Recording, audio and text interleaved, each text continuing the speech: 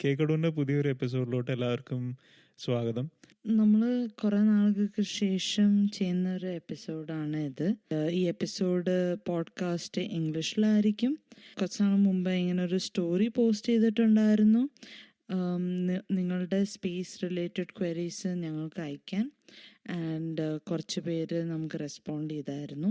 അപ്പോൾ അതിൽ നിന്ന് സെലക്ട് ചെയ്ത ക്വസ്റ്റ്യൻസിന്റെ ബേസിസിലാണ് ഇന്നത്തെ ഈ എപ്പിസോഡ് നമ്മൾ ചെയ്യാൻ പോണത്.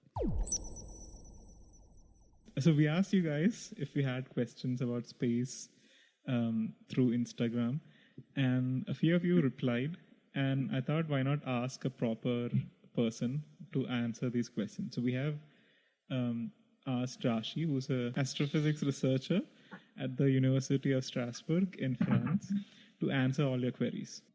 Okay, so hi Rashi, and to start off with, I think could you just tell us a bit about your background, like where you're from and what you have studied and your whole journey up to France? Yes. Hi. Thank you for having me on the podcast, guys. And hello to all my Malayali speaking friends. So I'm Rashi and I'm from Madhya Pradesh. I did my bachelor's in electrical engineering and then eventually transitioned to astronomy. I also worked as a software engineer for a couple of years, so it was quite a transition from electrical to software to astronomy, but rather a good one. So I studied my master's at IIST, which is in Trivandrum, so I have a close connection to Kerala. Nice. So you said you transitioned from electronics to astronomy. How did this transition happen? Was it difficult to make, considering your fundamental training was in something else? So the transition from electrical to astronomy wasn't planned. It was, I as a kid, I always wanted to, if anything I wanted to be was something related to space. So at first it was astronaut, but then I realized astronauts don't actually study space. So I transitioned my dream from being an astronaut to an astronomer or astrophysicist. But I think I wasn't as aware how to pursue astronomy and stuff, and I wasn't as ambitious as well, so I just went for electrical engineering, whatever people were doing at the time around me. But at some point, I decided to just give it a shot. I had a reasonable score in GATE, and there was astronomy at IIST. They take for interview, they shortlist on your GATE score. So I applied for it, I got shortlisted, and my interview was good, so everything just worked out fine. And it was actually unplanned, but I am happy the way it worked out, and right now I'm studying astronomy. That's really good to hear. That's really nice. And when you said you were studying in IIST, how was your experience over there, and or the whole studying in Kerala experience? So studying in IIST was it was like the location of IIST is in between all the forest and mountains, and the place is really nice. It was kind of a little vacation along with astronomy, and I really liked Kerala because the people there are really nice and warm, and I don't speak the language, but it was never a problem.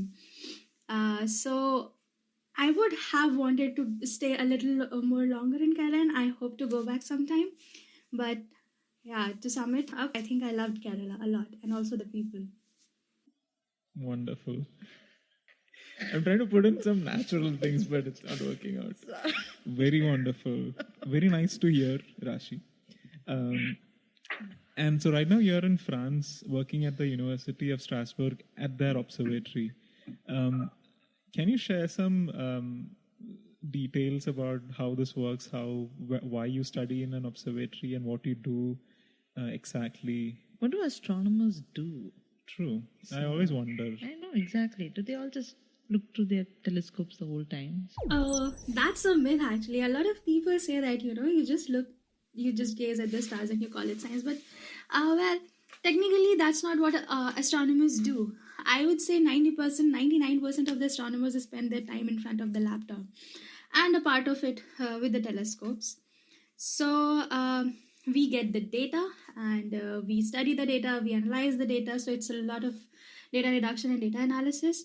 And those who don't do that, they do simulations. So they are theorists. So they maybe they solve mathematics and physics, and try to come up with theories and explain these things that are happening.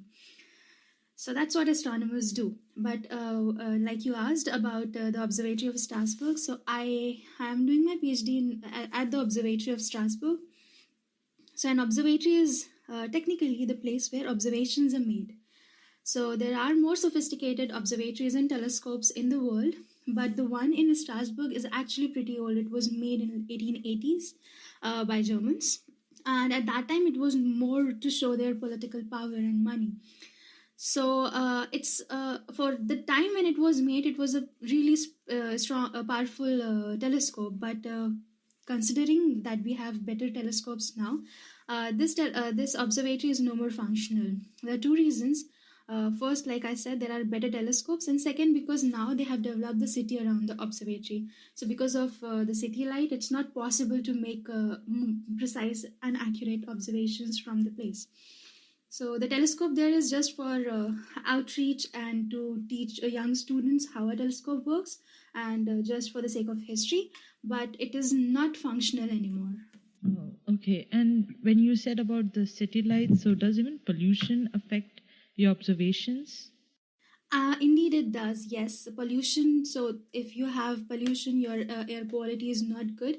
The atmosphere has more turbulence, which introduces what we call bad seeing in our images.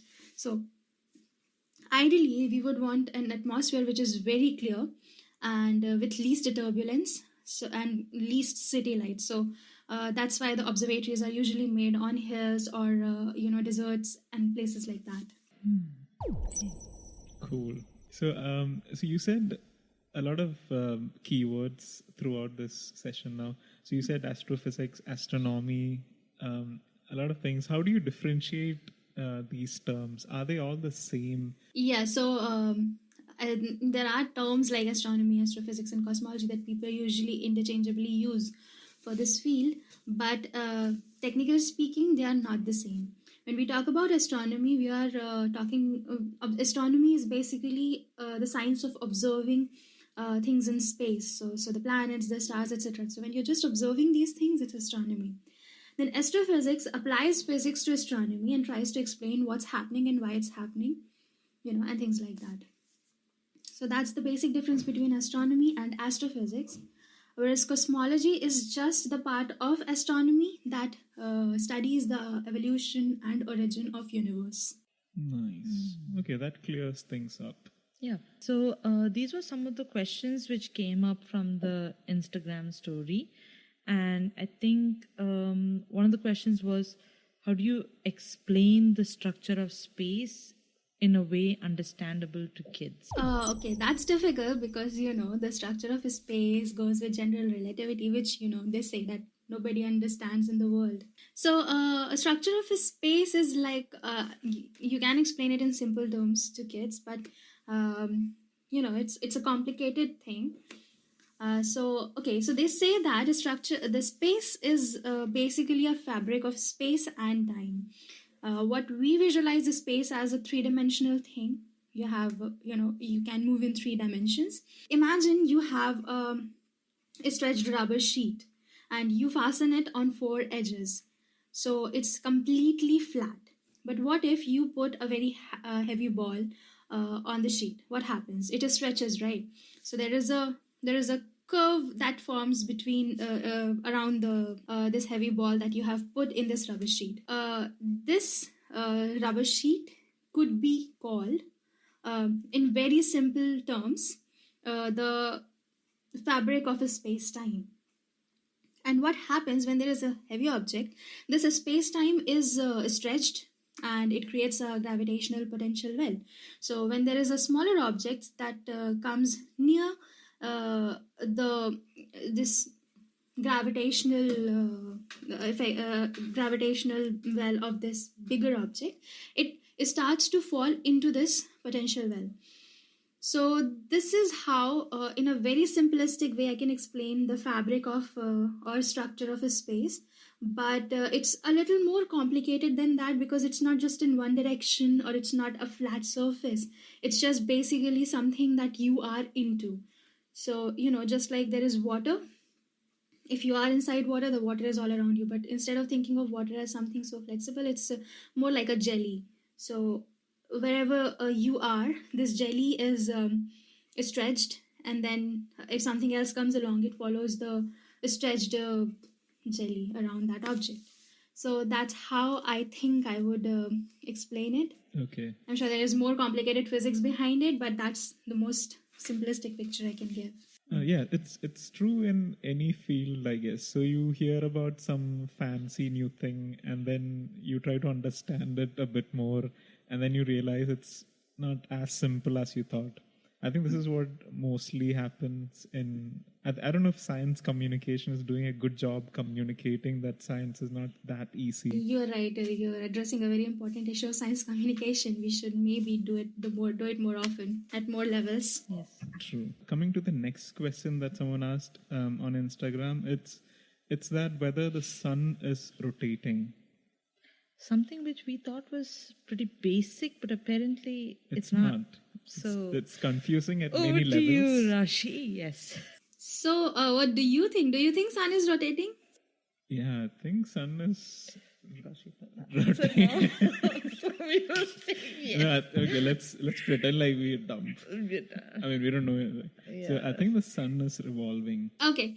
Yeah, so sun is both rotating and revolving. So, Damn, Really? That's new. what do you think Earth is revolving around? The sun. Is it sun? The sun. It's not. It's not revolving around the sun. So you consider solar system as a system, and then there is a center of mass of this entire system, which happens to be very close to the center of the sun, but not the center of the sun.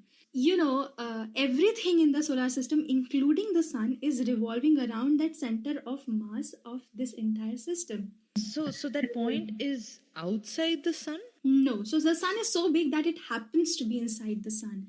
But if you speak mathematically and technically, it's not exactly the center of the sun. It's somewhere near the center of the sun, which is the center of mass of the system, not the sun. Okay. Oh, nice. Okay, that's something Yes. I thought I knew, but apparently not. Yeah. So sun is also revolving, and then it's also rotating. The sun is rotating on its own axis. And how do we know it is, I think if you have heard about sunspots. So sunspots are regions of low temperatures, relatively low temperature on the surface of the sun. And they appear darker. So when someone made observations and looked at the sun, they were just looking at these sunspots, and then their location was changing. The location of the sunspot was changing, and it was periodic.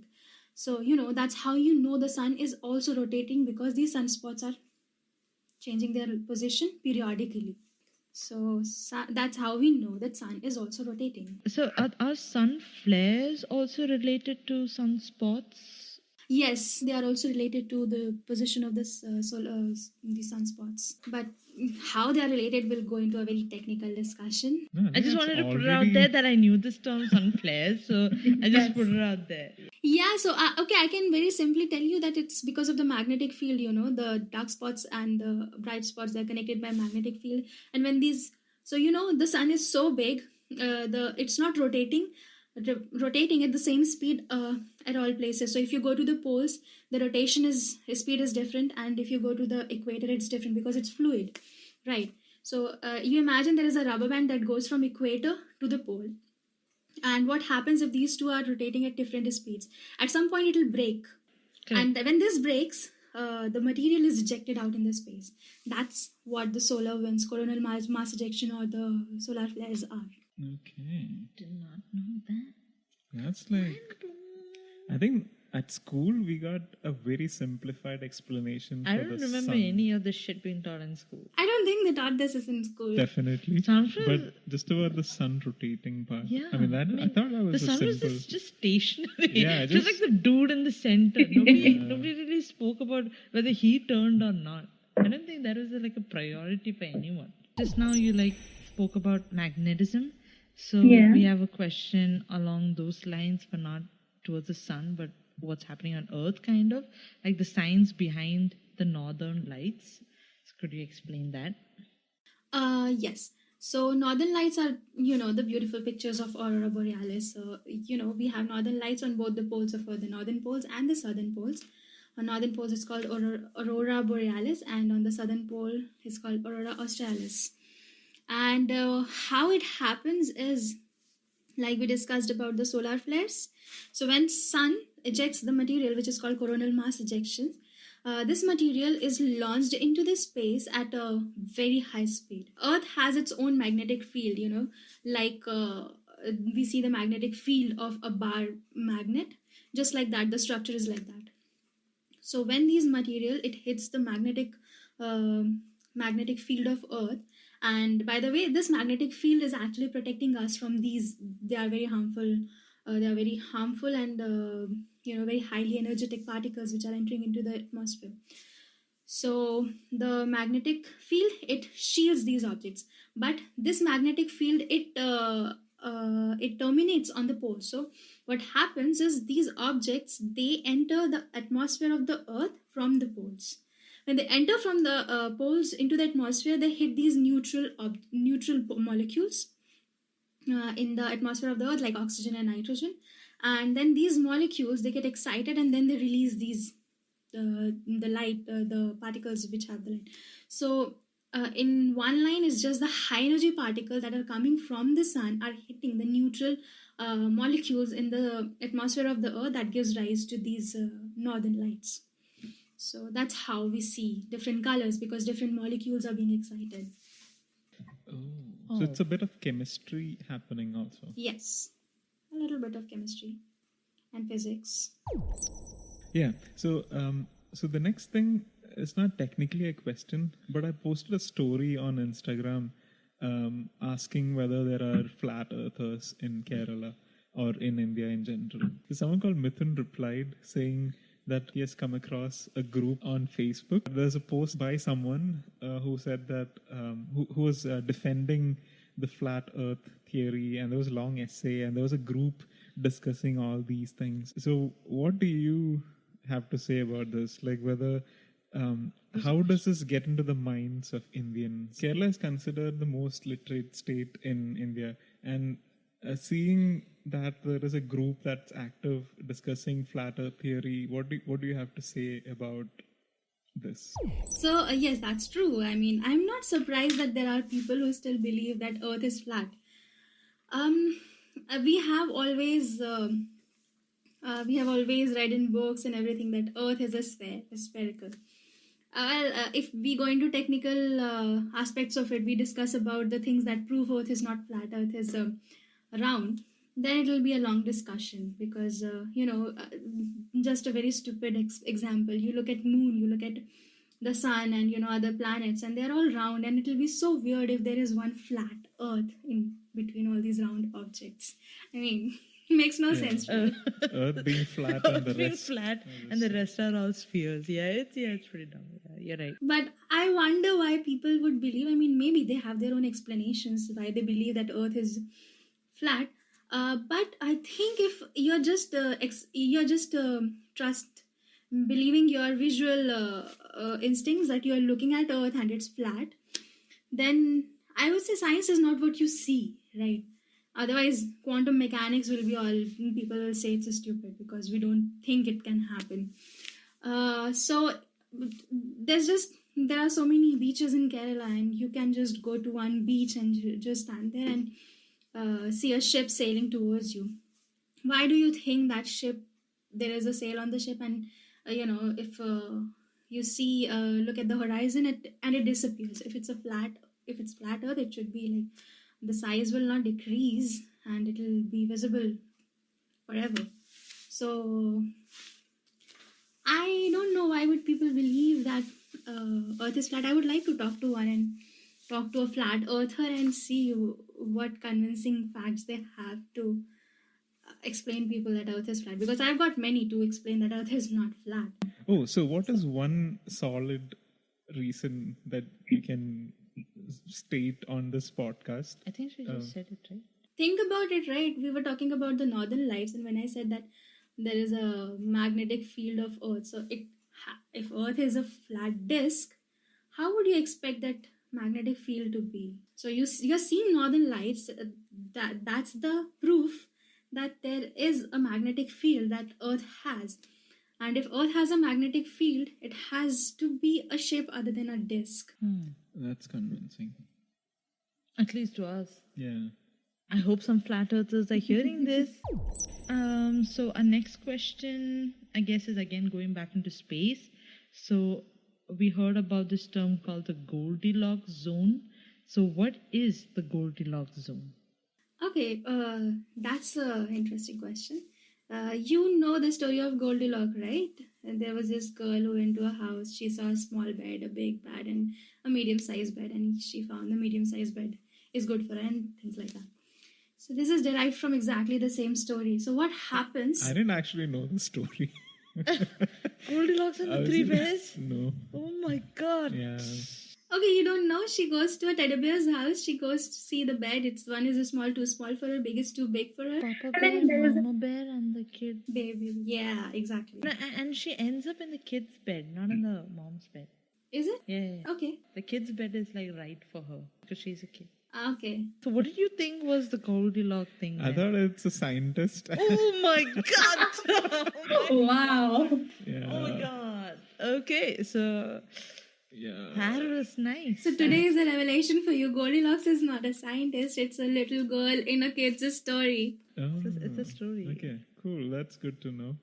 Okay. So when we talk about Goldilocks zone in terms of stars and planets, so now we know that most of the stars, they have their own planetary system. So our solar system is not only one of its kind. And there is a zone in each star's system where we expect perfect conditions for a life like ours to sustain. So that zone, which is not too far away from the star and not too close to the star, is called the Goldilocks zone. It's so the temperature is not too high, not too low, and all the conditions are perfect for an organic life to develop and to sustain. So that zone is called Goldilocks zone, and this zone is important because right now, when we are in the time when we are discovering a new exoplanet every day, we want to look at probable planets that life could be in. Now we are looking at planets. We would also be interested in seeing if there is life on other planets. So we are looking at this Goldilocks zone where we expect the life to develop, and that's with every star. So depending on the size of the star and temperature of star, it's a different distance from each star. And if there is a planet on that star, we would like to be, we likely be interested in that planet's atmosphere. And was there maybe we can spot an alien there? I should not say that. Ooh, an astronomer believes in aliens. Well, why not? I mean, I think initially when you thought that sun is the only kind of thing, and all these stars are something, then you realized your sun is nothing. There are other suns. Then there are planetary systems. Then why should there be life in just, a planet which is not important near a sun, star which is not so important? I expect there should be life on other planets as well. Fermi's paradox, right? The possibility that there can be life based on the number of stars and galaxies that we have around us, based on probabilities. Yeah, I don't know if you have heard. I mean, a few months ago, there was a discovery made that they have found microbial life on Venus, which was later said that it was not the case. They found something else, and they were too large to say something about it. Oh. But interesting. Well, that's like a very close planet. So Venus is the planet after us or before? Before. No, before us. After us is Mars. Okay, so these planets are also in the Goldilocks zone. No, Venus is not. Venus is actually the hottest planet in the solar system. Ah, I think we studied that in school. I think so. I think I forgot about it. I think you Let's forgot pretend about like it. we forgot. I think you forgot about it. Okay. So then coming to the next question, when will we get to the next inhabitable planet? And why are we trying to get to Mars and all these space missions? Why is it happening? Why do you want to stay in another Say planet? perseverance. The Perseverance question. mission, for instance. Well, I have no idea why. I mean, yes, I can see why one would want to look for other options. It can be just pure curiosity that you want to know. If was there any life? Because there are also theories that say that maybe Mars had life once upon a time. That then the life disappeared, and now it's just the barren planet like it is now. So they're just trying to find the traces of water and other things on Moon and Mars and wherever you can go, because these are basically the two bodies where you have found the traces of water and stuff. But coming to your question, when will we get to the next inhabitable planet? Well, I don't know. I mean, considering possibilities now at this moment with all the technologies we have, with the economic condition in the world and everything going on, I find it like really unreasonable to look for another planet when we have a perfectly fine planet. You have oxygen and everything, and if you think that you want to go to Mars and establish a colony, you'll have to do everything. You'll just make a capsule for yourself, you'll have your own oxygen, you'll grow your own plants. I mean, I don't see any point until and unless it's just like the end of the earth and you want to relocate somewhere. But it's not the case. The things that could be fixed with all the money and resources people are putting in something such far-fetched. Personally, I don't think that it's a good idea or a practical idea. And let's just say even in next 100 years, you never know that even we are technologically advancing every day, every year. So maybe in 100 years we'll have the technology to move to another planet. But do you think with the population that we have now and economic disparity that we have now, it'll be possible for normal people like you and me to relocate to other planet? It'll be only the very rich people who will get this opportunity, to It'll be save like the themselves. movie Titanic, like the rich Yeah. on the top and then they surviving and the people on the bottom dying. Well, even in Interstellar, I think at some point they discuss this thing that even if there is a planet that he finds there a planet far, far away, you won't be able to transport people, so many people to that planet just for the sake of saving the human population. That seems like an impractical thing, but it is a good science fiction idea to be able to go to another planet, and it's just human ego wants to know it can do so much in those aspects. Yeah, related to that, I think, this question I think really related to that about the whole cost of the mission, this mission especially, and it's like almost, is it enough to end poverty? Yeah, like the government says, you say that I want the pothole in front of my house fixed, then they say, the soldiers are dying on the border and you want this. So it's like it's comparing apples and oranges. You want to end poverty, I understand, and there can be these ones you think that they can be granted instead of doing things like this. They can be used to end poverty, but then there are other things happening. There are so many rich people on the planet.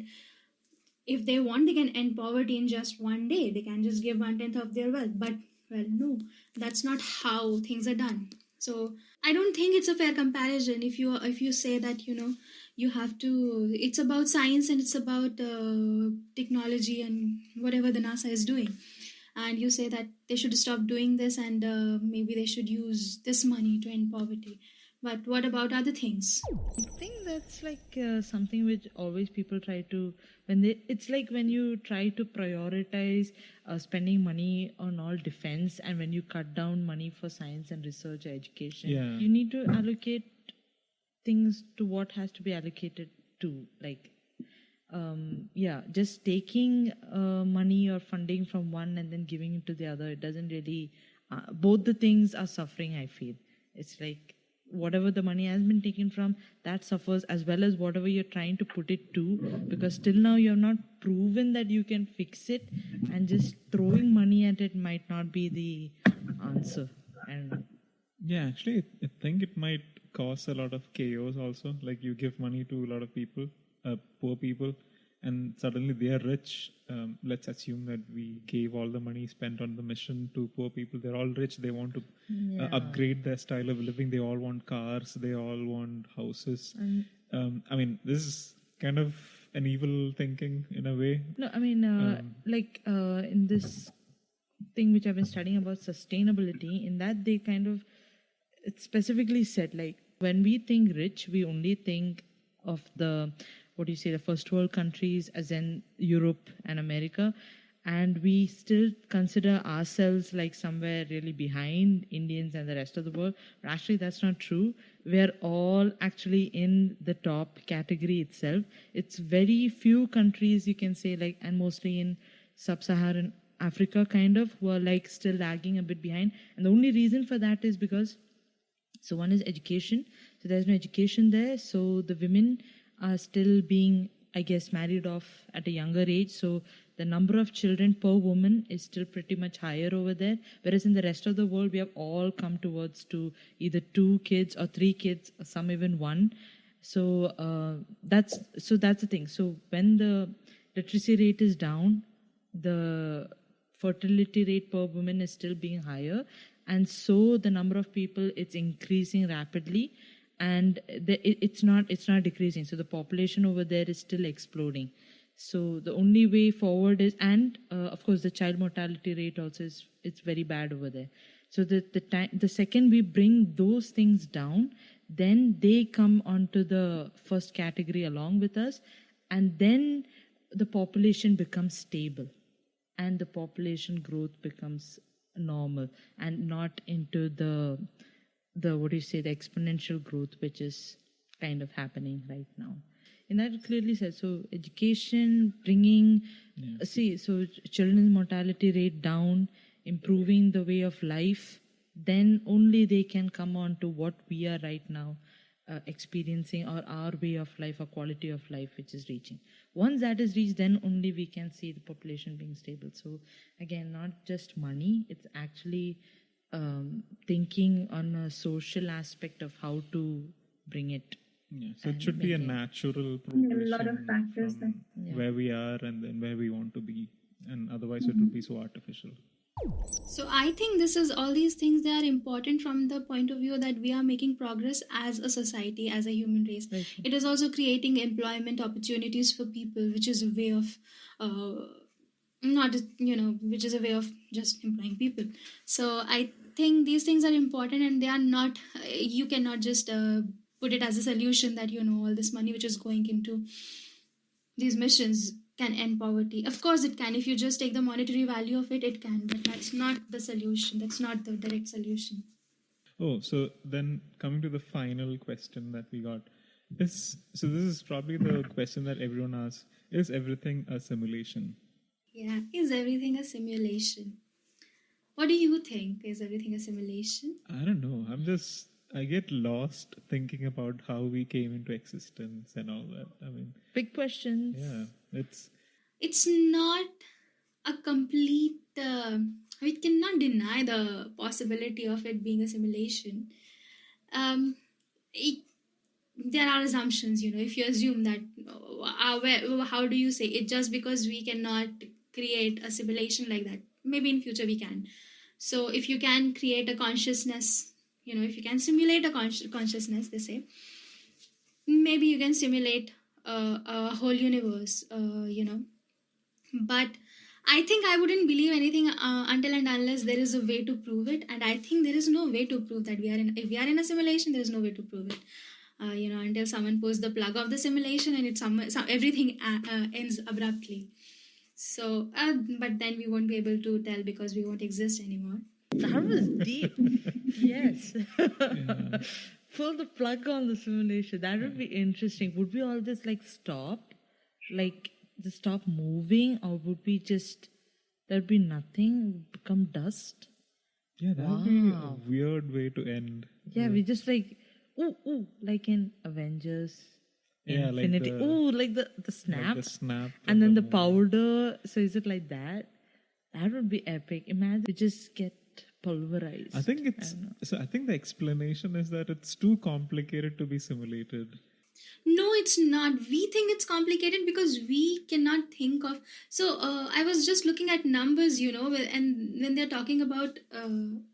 So first thing is you have to simulate consciousness. That means your brain, and you know how many operations per second are taking place in your brain. I think it's like 10 to the power 20 operations, and then you need to simulate for each second for each individual. So as many individuals are there and as many seconds are there in a year and everything, and then you need a super duper powerful computer.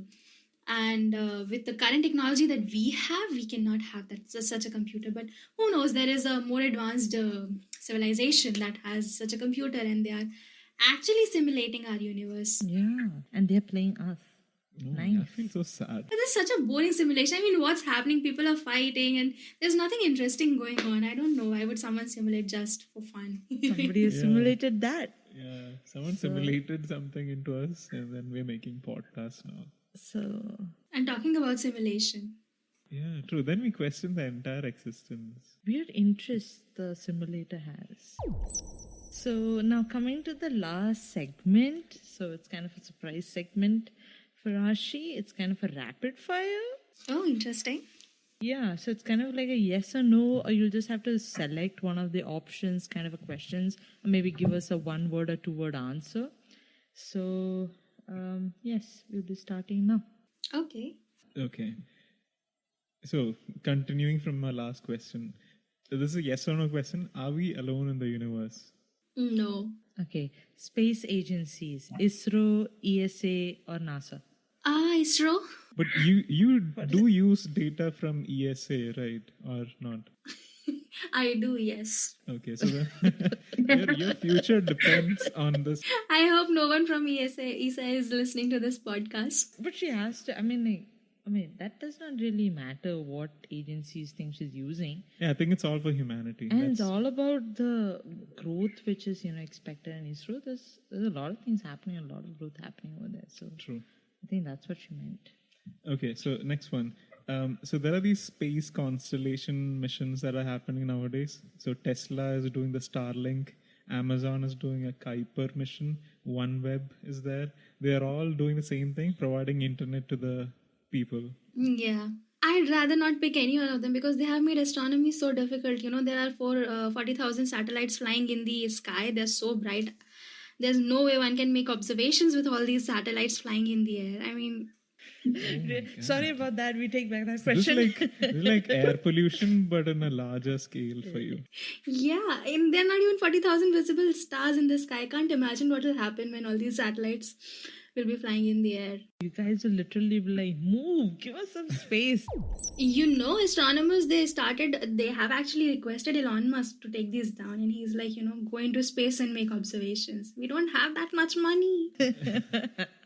True, that's nice. Okay, and again, related note, space tourism. So Tesla, Virgin Galactic, Amazon, Blue Origin. So these are Which space tourism companies that take you to space to see the moon and I guess Mars, and then bring you back to Earth. So Tesla has the project like that. Virgin has a project. Amazon has a project like that. So you have to pick one. The same thing again is just the rich people transferring money to each other, and Okay, cool. I'm not even that rich to choose one. But if I have to go with maybe Amazon. Oh, okay. Amazon, interesting. I thought everyone would go for Tesla. Okay. I Yeah. understand your reaction for not picking up Tesla. No, but I hate Amazon's satellites as much as I hate Elon Musk. So. So it's more like a gun to your head answer kind of. So I have to select. So okay, fine. Okay, so pick one place. Kerala, Jabalpur, Strasbourg. Strasbourg. Oh Oh my god, we hate you for this. no, it's understandable. Okay, your favorite dish from Kerala? My favorite dish from Kerala was actually it's from South India, so it's dosha that I really liked a lot, and appam with the stew. Nice. Yes, my favorite dish. Your favorite place in Kerala? My favorite place in Kerala would be the beach I used to go, Kovalam Beach in Trivandrum, for nostalgic reasons. It's really nice place. Nice. Okay, and Yeah, say something in Malayalam. Like, whatever you remember. That's a difficult one. Okay, what do I remember in Malayalam? I should do something. Oh, There should be something that your friends taught you. Serialla? Yeah, that's a good one. Sherialla. Surprising you didn't say Sherry, but you said Sherialla. So, okay. Okay, And and a question similar to the previous one. What is your favorite curse word in Malayalam? It was Poda Patti, something like that. That's the only thing that I remember. That's okay. they taught you well. They have Yeah. taught you the I basics. think I've got That's a the good one. Yeah. good. Is it a good one or is it like a very childish one? No, that's a very good I one. think that's where you start. Oh. and Yeah, then you build. that's a basic. Yeah, that's like it has to be in your kit. So Okay. So I passed level 0. yeah, and yes, So coming to the final question, which is your favorite Malayalam podcast? The one which is run by you. Oh, okay, cool. I think that's the answer is Kekado. That's what you mean. Yes, Kekro is my favorite Malayalam. And I have been bugging you since a long time to make it in English, and you finally did. So thanks for that. thank you, Rashi, once again for spending time with us, answering all our questions, and not just us, all the Malayali public, people's doubts about space. And I think we learned a lot, and I'm pretty sure our audience also will once on hearing this podcast. And thank you so much. I really enjoyed this conversation. It's a lot of new information. A lot of things which we took for granted were like not what it is. Yeah, I So feel thank much you. smarter than where we. When we started, right? I'm so glad to hear that. That's so good for my ego boost. So yeah, thank you. So thank you so much to you too. So everyone on Instagram, please post your questions if you have any to Rashi. To Rashi. And Not to us. To Rashi. Yes, I'll be more than happy. can you share your Instagram ID if people want to contact you? Yeah, I also draw. So it's Rashi_draws, RASHI_DRAWS, Rashi draws. I think we can put that in the description. Okay. Yeah. So thank you for listening and see you next time.